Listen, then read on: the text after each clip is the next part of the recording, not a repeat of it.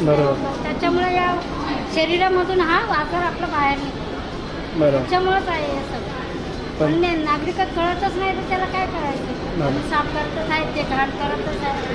त्यांना कळून ते समजूनही आपण ते कळत नाही म्हटल्यावर काय बोलायचं. बरोबर. धन्यवाद ताई, तुम्ही जे काम करताय, जे स्वच्छ करायचं काम करतायत त्यांना थँक्यू. धन्यवाद. तर बघितलं नागरिकांनो की आपण कितीही लोकांनी काम केलं तरी हे असंच घाण राहणार आहे. त्यांना खूप मेहनत लागते हे सगळं साफसफाई करायला. तर जरा विचार करा.